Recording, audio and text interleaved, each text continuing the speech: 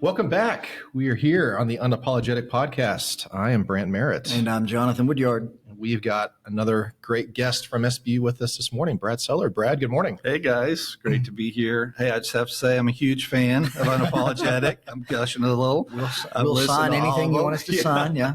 This is like fanboy out. That's right. Yeah, this is It's great. been so helpful to me. Well, we're excited to chat with you. Brad's part of our advancement team, working with alumni and donors, and so we'll talk through some of that. Going to talk a little bit about the Missouri Baptist Convention annual meeting. Brad and I were there just last week down in Branson. And actually playing off of that is our icebreaker. So my icebreaker this morning is, what is your favorite thing to do in Branson? It's a little over an hour away from us here. It's kind of like the Pigeon Forge tourist hotspot of the Ozarks. So there's lots of things to do. Our students love to go. But yeah, when you guys go to Branson, what do you like to do in Branson? That's easy for me. We are Silver Dollar City fans. So we have season passes. So I'm from Springfield originally, grew up there. So I grew up going to Silver Dollar City. So it's very nostalgic. We take our grandkids and hit all the rides. It's changed a bit, but it's amazing how much they've kept it the same, like portions of it. But we love the shows, the crafts, the food. Yeah, we're big Silver Dollar City fans. In fact, we're going this weekend for our anniversary for the fall changeover. Awesome. Yeah, we so that would have been my answer. So I'll have to pick another one because we are theme park junkies, having been from Florida. So that's where we can get our fix around here is at Silver Dollar City. And the food is we like to go to Epcot in Florida because that's the food thing. You just kind of walk around the lake at Epcot and there's a ton of food vendors. So since you stole that one from me, our favorite show that we've been to is the Petersons. I've mentioned them a couple of times, but they actually know our former campus pastor Stedman. They go to First Baptist. I think a lot of the family goes to First Baptist in Branson. But Bluegrass Family Band, we found them on YouTube during COVID. And then when this job came up, when we started researching the area, we're like, wait a minute, they're actually based out of Branson. So been down to see them. They're a lot of fun. So from a show perspective, I love the Petersons. And then Whitewater, the water park is fun. We've done the last couple of years with the girls. It's fun. That's fun. I'm not as fun as you guys. And when I go places, I don't really like to go do a bunch of things. Silver Dollar City, I can't bring myself to spend the money. Like, it's expensive to take 4 people for a one-off. And so, and we're not huge ride people. So my wife, you're not going to go back multiple times during the year for a pass to make a lot of sense for you. My wife likes it. And if our kids were into the rides and stuff, maybe more, but since we don't do that, when we go, we do, but it's not like the favorite thing in the world. And then I'm like, I don't want to spend that much money because it's like, well, I'm not going to say it, but it's expensive. Yeah. But so when I travel and go to places like Pigeon Forge in Tennessee or to Branson here in Missouri, my favorite thing to do is to get up early in the morning and sit on my balcony and look at in the fall or something like that when it's cool. Yeah. Don't really like the summer, and just read a book, sit there and look. I mean, that's what I want to do. But that's really not just Branson. It's kind of anywhere we go. If we go to the beach, that's what I want to do is get up and read something and just relax in the morning, have a cup of coffee. But if I had to pick something that we have done since as we've gone down there several times, I can't remember what it's called. It's the boat. The showboat. The showboat. Yeah. We went out on the showboat with Gina, our kids, and then her mom, and watched the fireworks and all that stuff. And that was a lot of fun. So I guess that would be maybe my favorite thing that I've done in Branson was probably the showboat. We keep talking about our family's doing a lake day one day. So we've been talking about it for a little while. We haven't done it yet. I guess that's true. In the summer, we've been down there a couple of times. And one time we went down there with my parents and rented a pontoon boat and a jet ski. That's fun. And that was fun because I do love the lake. I love to jump off a rock or, swim in the lake. I'm much more of a fan of the lake than the ocean. So if I can be on the water, that's great. Table Rock's an awesome lake. Yeah. It's huge. Yeah. If you can find a cove. Yeah. One other thing I got to mention, you would like this because you like scenic stuff. Yeah. But there is a golf cart tour down I've there done it. right next to Big Cedar Lodge. Yeah, it's fantastic. You just drive through the woods for 2 hours, waterfalls. You don't have to get out. You don't have to walk. We went. it's So you can get your golf relaxing. cart fixed. We I don't have get to my get you a golf golf cart. You can go drive down and do the tour. Johnny Morris provides a golf cart. That's right. It's one of his properties. Or a fee. Yeah, There you go. Yeah, it's good. good times. Oh, good stuff. We love Branson. And like I mentioned, Missouri Baptist Convention meeting was down there. So we'll recap some of that in a minute. But Brad, wanted to just talk about what got you back here to SBU. You're an alum. Yeah. You're now part of the advancement team. I don't know where maybe you'd want to start, but just Sure. kind of what's been your journey to SBU and then getting back to here. And then we'll talk about what your role here is. Sure. Yeah. So from Springfield originally, born at St. John's Hospital. So we have a huge Mercy connection there. And so grew up going to Silver Dollar City, the lake. Grew up in a Christian home, so came to know the Lord at a young age. Was 13 at church camp when I understood the gospel and trusted Christ for myself. Then in middle school, we moved to Oklahoma. My dad had a job change, so we left the area. But in my Baptist church youth group, we had a classmate. He was about 3 years ahead of me, and he came to play football at SBU. He was part of the inaugural restart of the football team. Todd Kuykendall. He scored the first touchdown, first game in the new stadium. So he came and he said, Brad, you got to go to SBU. It's awesome. He talked it up. So at age 16, I felt called to ministry. And so our youth pastor was like, Brad, you got to get a Bible education, get a theological education. And he connected me with Todd. And I never really looked anywhere else. Like it was here. Of course, it's home, right? It's close to Springfield. All my mom's side of the family live here. And my parents actually moved back right after I graduated from high school. So came to SBU, majored in Bible, and just had a fantastic experience. Had professors like Gordon Dutiel, Bing Bear, Dan Cochran, and they just poured into my life and our marriage in just a fantastic way. And started serving a little church north of here, about an hour in Quincy, Missouri, which is east of Osceola, about 30 minutes. While you were still a student? Yeah, my Okay. sophomore Yeah. year, I jumped in. Chris and I got married. We were high school sweethearts, my wife, Chris. We married first year of college, started a family, and started serving at church. So I wasn't as engaged on campus with activities and events, but had a great experience academically and just loved the school. So Chris went to Missouri State, got a teaching degree. And then after graduation, we were off back. We went down to Fort Worth to go to seminary, Southwestern Baptist Theological. Got an MDiv, started serving in ministry, chaplaincy for 6-7 years.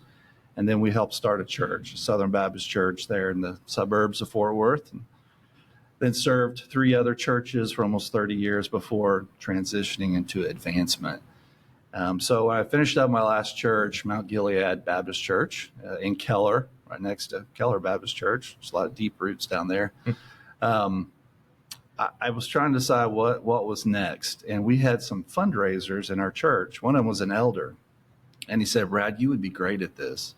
Because as an executive pastor in the role I was serving, stewardship was a major part of what I did. Well, discipling people in giving and talking about their giving, capital campaigns and fundraising. To me, it's just a natural part of the believer's life. We're generous. Our God is generous. We're generous. And we obviously have to discipline that into our lives. And so, yeah, it was a natural fit. So I got the call from Leon Worth, our vice president for University Advancement, and said, Brad, come help us out. And I prayed over it long and hard. I was excited to be part of SBU, but SBU's had some challenging times recently. So I had to investigate that to see where we were. And I was convinced that God was doing a great work here. And we were starting to go to new and exciting places. So joined the team 1 year ago, September 1st. Yeah. It's been great. You mentioned fundraising, things like that. So a lot of people may not know, I know students often don't know, like, what is the advancement office? Yeah. What does that mean? So maybe explain to listeners and me. Yeah.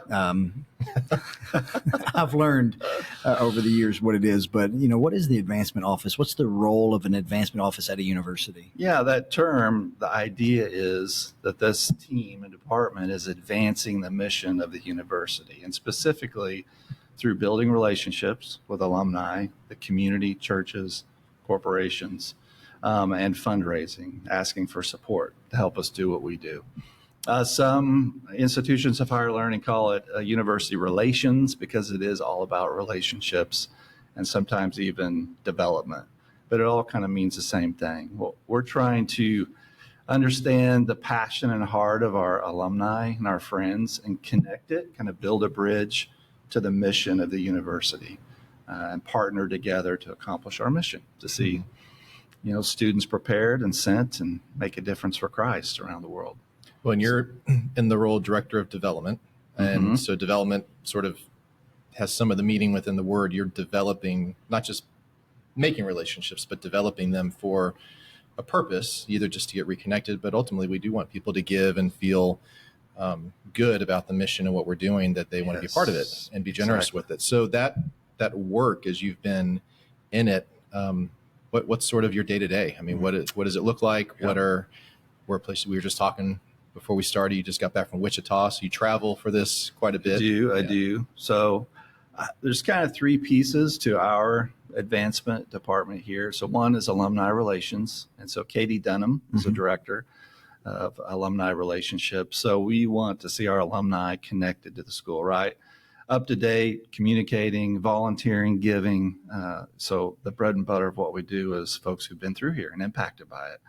And then community relations. So we're going to Chamber of Commerce, we're attending community events, we're meeting with pastors of churches. So we want to build those relationships because they're an important part of what we do.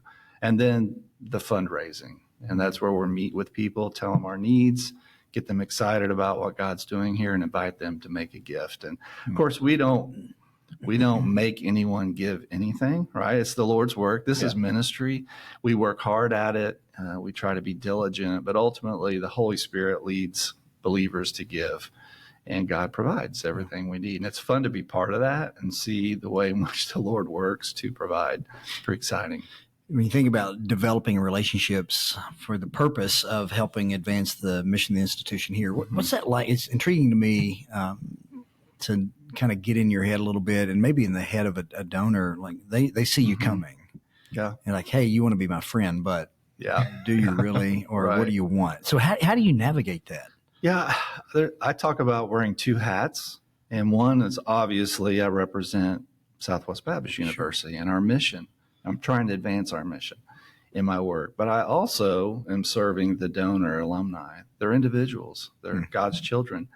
They've been called by God to steward their resources for the kingdom, for Him. They're going to answer to Him for that. So in a way, I serve them as a coach, sometimes as a pastor, just an encourager, and I want to help them fulfill their passion and ministry. And when it connects with ours, it's beautiful. It's awesome. Yeah. Sometimes it doesn't. Sometimes we're like, the Lord's just leading us in a different direction, or we don't have the resources we used to. And that's all right. There's still a profound unity around the gospel in that, even if they're not giving to us. But that obviously is what I'm trying to do. And most people understand that. So when we sit down to talk, they know what we're doing. I think hopefully they're surprised by my desire to know them, to truly know them and their hearts and what they're about. It's not just about them serving me. This isn't just a transaction. We don't want it to be transactional. We want it to be relational, right? And spirit-led. And so I work very hard to make that happen when I sit down with people. So some people can be a little standoffish, like, oh, this is all about money. Other people, it's glorious. They're like, I know why you're here, what you're doing. I love it. Thank you for what you do.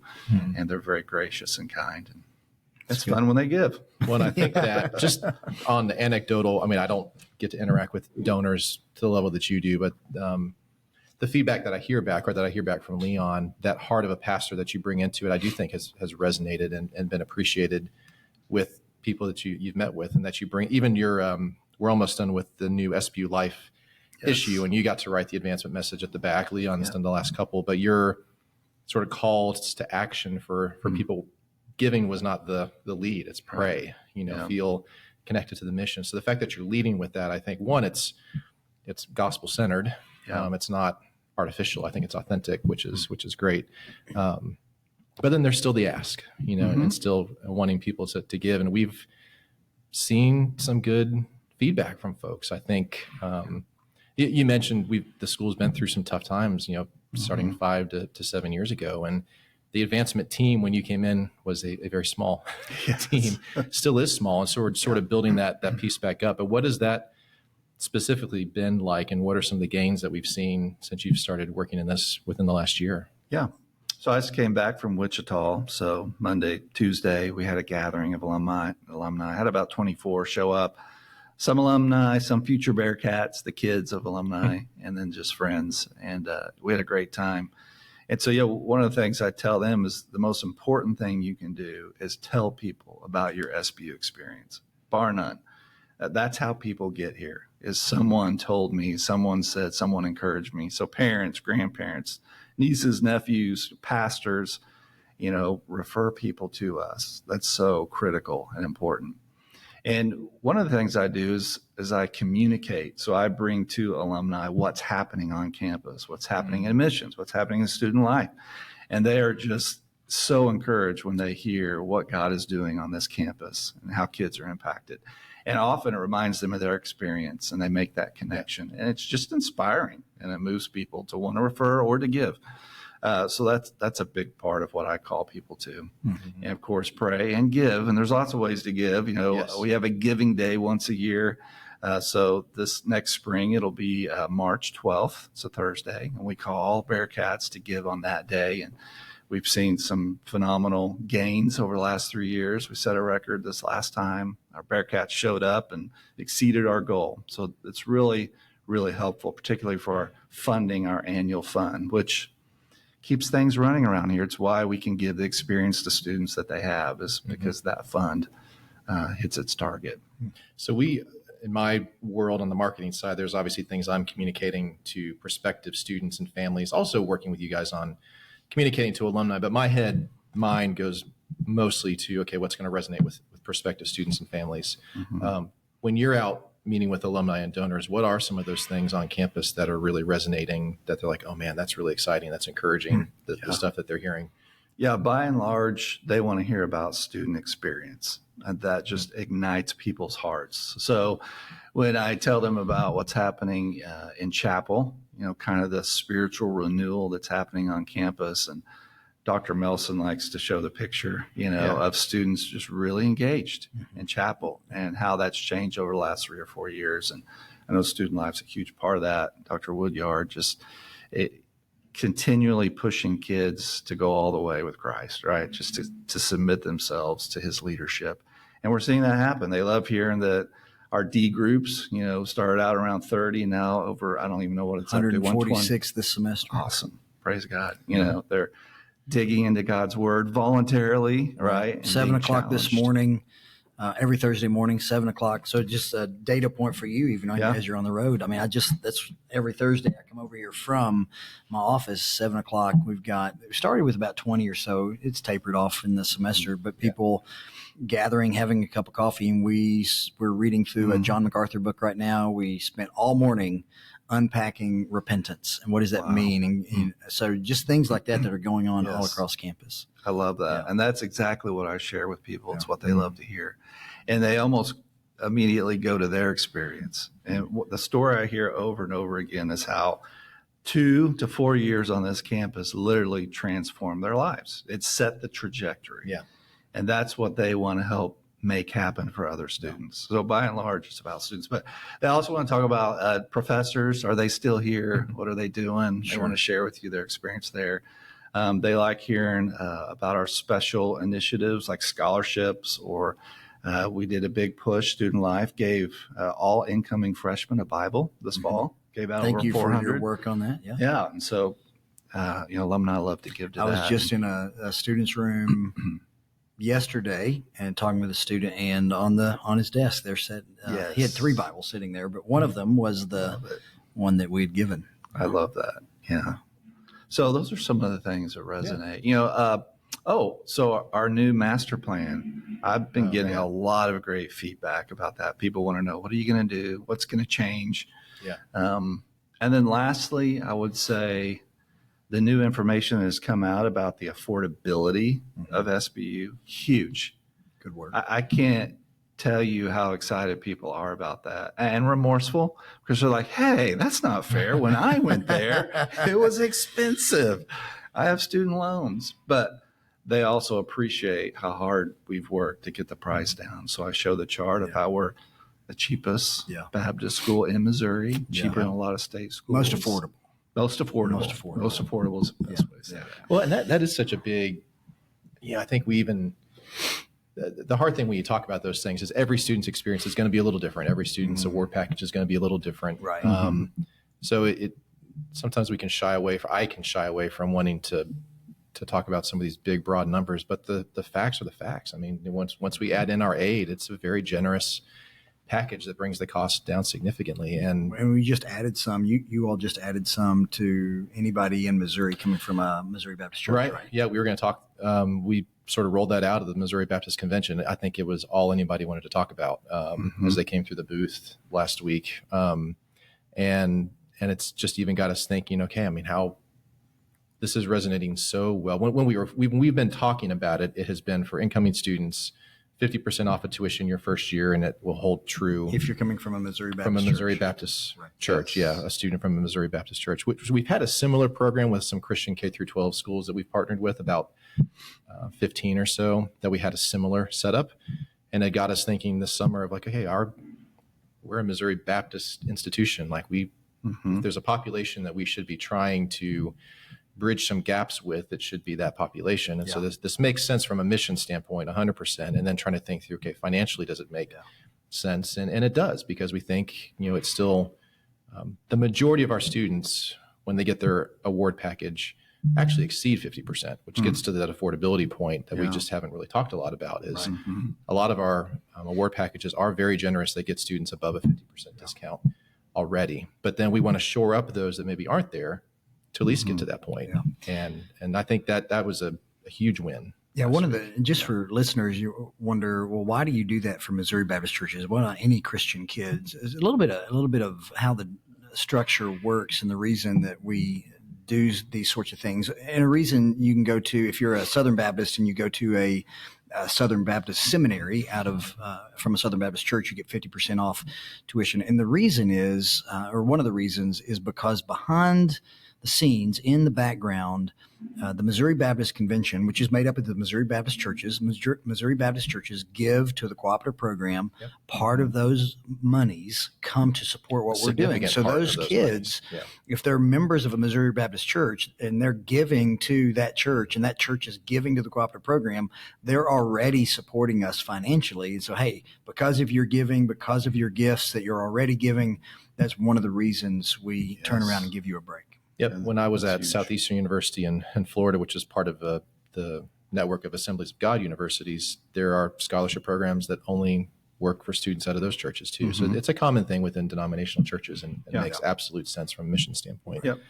So that's a good roll into the Missouri Baptist Convention last week. That 50% was a huge talking point, but I think we always, whether it's the Southern Baptist Convention annual meetings or it's these Missouri Baptist Convention meetings every year, feels like everyone, we're walking away from it feeling more and more encouraged about how people feel about SBU. I mean, the number of times somebody says SBU's back based off of what they hear us talk about. So how was that experience for you? Because you got to interact with a lot of people in the booth and at the reception. Great. Yeah, I love alumni coming up and telling their story. Some are just excited to say, hey, my alma mater. And they'll tell you a story. Others have questions like, hey, what's happening with this? We heard some property got sold. And it's a great way and time to clarify just what people are hearing. Others have concerns, and it's great that they can look one of us in the eye who work here, a connection to this campus and ask a question or share something they wish would be differently. I think that's important. It's important that we show up at the state national convention, say, hey, we're here. How can we serve you? It was great to see trustees floating by. People I love to connect with other advancement people at other institutions, Missouri Baptist University, Hannibal Grange, our children's homes. We all kind of do the same thing. We're on the same team and we share ideas. So it was a great time. And then you run into people that you had no idea had a connection to SBU. Right. I mean, there's a pastor and his wife out in Phoenix, Arizona that I've known. Well, I knew them, acquaintances that I had met when a friend of mine actually pastored out there. and they're walking past the booth and they're like, "Why are you at SBU?" And I'm like, "Well, I work here." And I'm like, "How do you know about SBU?" And they're like, we graduated from there back in the 80s. Nice. So it's just really cool to see how far the influence of SBU goes in this world. It's pretty cool. Bearcats are everywhere. And what's the saying that somebody has said that Dr. Melson has quoted? The sun never sets on a Bearcat. So, They're all over the world. Yeah. I find that to be true. You mentioned Giving Day in the spring. We just wrapped up homecoming, and we'll be planning for next year's homecoming. What are some other things over the next year, 6 months, that are really exciting that you're looking forward to continuing to work with potential donors and alumni? Yeah, I think Giving Day is a big one. So, what was about 5 years ago, we restarted Giving Day. Started out with a $30,000 goal, then 70. Last year we had a $150,000 goal, exceeded that, taking 170. And I think this year we're looking at a $200,000 giving goal. So there is obviously some just fantastic momentum happening, both in enrollment and in giving. And I love telling that story because to me, it's a picture that God is at work here and he's honoring our efforts, and we're seeing a lot of growth because we have come through some difficult years. And that is something I talk to alumni and churches about, just kind of the bad news before the good news. There's a lot of great things happening, but they're even more sparkly when you understand where we've come from the last 5 or 6 years with the enrollment cliff, just huge decline in enrollment, COVID, no need to say anymore, and then transition of leadership in Missouri Baptist Convention and at the university level, which meant a lot of lost relationships and connections and just kind of silence for 2 or 3 years. So explaining that we're coming out of that, we're going up the hill out of the valley and sharing some of that good news, it's really helpful. So we're excited about that. And I'm seeing, I'll just be honest with you, a few of our alumni were a little upset with some of the changes, even though that was not in our hands and we weren't here. Sometimes you need to sit down and listen and actually say, "I'm sorry that happened. I'm sorry you were hurt in that way." And that's been very healing, I think, for some of our alumni, particularly around the Bolivar area, who felt it very deeply and personally. And in the last 6 months, I've just seen a real spirit and attitude change in quite a few people. That's super encouraging to me to know they're coming back on board and supporting our mission and what we're about. Well, thankful for you being out there and doing that. I think that is a huge point. We talked about the chance at the booth at these events for someone to look us in the eye, the chance for you to go or Leon or any of us really, when we get the chance to interact with people in the community or elsewhere, just to be able to listen and say, "Yeah, I hear you." And here's just validate the fact that they're frustrated or confused or just unaware of what's happening and be able to share the good things that are happening. Great. I think that's great. Well, thank you for the work that you're doing. Yeah. Thrilled that you're here.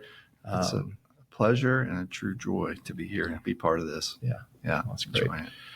Well, thank you to Brad for being with us. We're coming up close on Thanksgiving, so we'll probably have one more episode before Thanksgiving. Next and week. have a couple weeks off, and then Christmas will be a little sparse. But yeah, we'll have at least an episode next week before we get close to holidays. It's going to be great. Camp out this weekend? Camp out this weekend. So by the time you listen to this, we're looking at a tent out there on the forum, something we started last year, where it's called the Great SBU Camp Out, and anybody can come. Alumni, we'd welcome anybody come and put a tent up out on the forum here, and we'll camp, and we'll have bonfires. There's going to be kind of bluegrass music being played. We've got actually a student or family will be here with banjo and different things, Awesome. and mandolin and playing a lot of stuff, and there'll be games and bonfire and all kinds of stuff. Just an opportunity for us to unplug, hang out, build relationships. This is a sense of belonging, right? Belong, discover, serve, excel, our strategic plan. And this kind of fosters that sense of community. And we'll have, if you want to turn in your cell phone for the night and spend the night with no electronic device, you get put in a drawing for a new electronic device, which is an iPad. So turn in your screen. We'll give you a bigger one the next day. Wow. So a lot of fun. That's great. That's awesome. Yeah, it is actually going to be a busy season. We got that this weekend, and then the following weekend we have a preview day. Yeah. The forensics speech and debate tournament is happening. And then we go into graduation, finals. It's just the next month is going to be pretty hectic. It's going to be busy. Go away for Thanksgiving. You come back, you have a week of class and then finals, and then you're done for the semester. The Festival of Christmas. Festival of Christmas will be afterward. We have, I think tonight is the jazz and orchestra concert. Love those. Yep. Yeah, kind of first plug on that Festival of Christmas. You'll go to the Festival of Christmas, and new thing this year that we'll be rolling out a lot of information about in the coming days and weeks is we're going to have a Christmas tree lighting event for the community. So you come out of Festival of Christmas, there'll be 1,300 people walk out. We've got a 26-foot tree that'll be out here on the forum. They're actually ripping up concrete now and redoing the pad. It's got 10,000 lights and 800 ornaments, and it's going to be awesome. We're going to sing, worship Jesus, and drink hot chocolate and light this tree. Something we hope to do every year for the foreseeable future for the community. New traditions. Love traditions. Yeah, it's awesome when we start those. And the play Hansel and Gretel is also next week too. Our music department doing that. So there's just always so many things. There's a lot happening. Good stuff. All good. Well, thanks for listening. As always, thank you, Brad, for being with us. And we'll catch you guys next time.